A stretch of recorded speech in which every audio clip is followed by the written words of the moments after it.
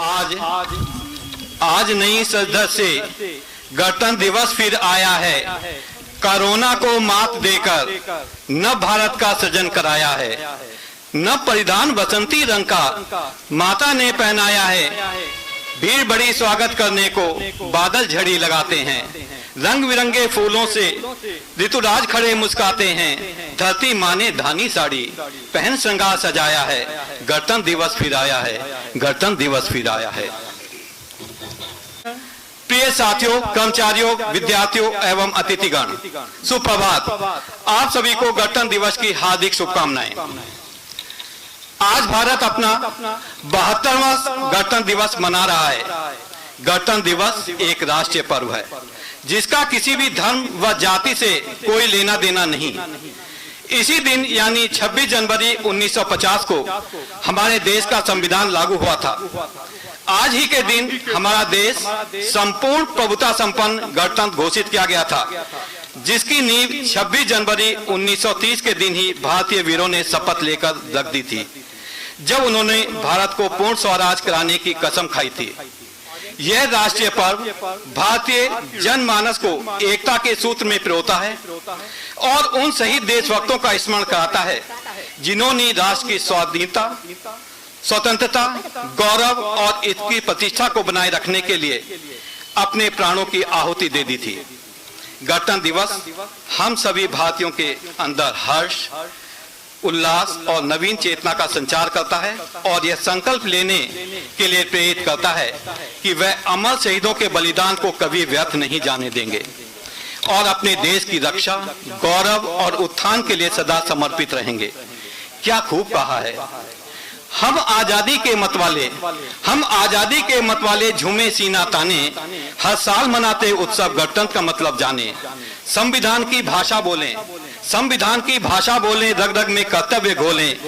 जब रावी तट पर हमने स्वाधीनता दिवस मनाया था, इसी अवसर पर तो हमने संविधान से नाता जोड़ा था। हर साल उसी अवसर पर हम गणतंत्र मनाते हैं।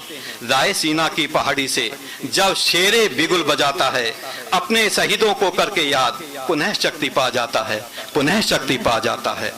सज्जनों, मुझे ये कहते हुए अफसोस होता है कि आजादी मिलने और संविधान लागू होने के इतने वर्षों के बाद भी आज भारत अपराध, नक्सलवाद, भ्रष्टाचार, हिंसा, आतंकवाद, गरीबी, बेरोजगारी और अशिक्षा जैसी समस्याओं से लड़ रहा है, क्योंकि हम सभी अपना स्वार्थ पूर्ति के लिए अपने कर्तव्यों से विमुख हो रहे हैं। भारत किसी एक जमीन के टुकड़े का नाम नहीं है, बल्कि 130 करोड़ लोगों ही भारत कहलाते हैं। इसलिए हम सभी को एकजुट होकर इन समस्याओं को खत्म करने की कोशिश करनी चाहिए। केवल नेताओं के प्रयासों से भारत एक विश्व शक्ति नहीं बन सकता। यदि हमें पड़ोसी देशों से अपनी सीमाओं की रक्षा करनी है, तो प्रत्येक भारतीय को देशभक्त बनना पड़ेगा और किसी भी चुनौती का सामना करने के लिए एकजुट होना होगा। तभी श्रेष्ठ और विकसित भारत का निर्माण होगा। आज यदि हमारे प्रधानमंत्री श्री नरेंद्र मोदी जी भारत को विश्व शक्ति में परिवर्तित करने के लिए दृढ़ संकल्प हैं, तो हमारा नागरिकों का भी यह कर्तव्य है कि उनको योगदान प्रदान करें। तभी हम एक प्रबुद्ध नागरिक का कर्तव्य निभा सकेंगे तथा सही मायने में गणतंत्र दिवस मना सकेंगे। इस गणतंत्र दिवस पर हम सभी का प्रयास हो कि हम आर्थिक और सामाजिक लक्ष्य को पाने के लिए संवैधानिक तरीकों का दृढ़ता से पालन करें और भाईचारा, एकता, अखंडता व सहिष्णुता के मार्ग पर आगे बढ़ें। दोस्तों, तुम गणतंत्र का मतलब समझो। तुम गणतंत्र का महत्व समझो। चंद पैसों की खातिर अपना मतदान न बेचो, क्योंकि यदि न रहेगा हमारा यह गणतंत्र, तो हमारा देश हो जाएगा फिर से परतंत्र। आओ हम सब मिलकर लें प्रतिज्ञा, मानेंगे संविधान की हर बात, न करेंगे इसकी अवज्ञा।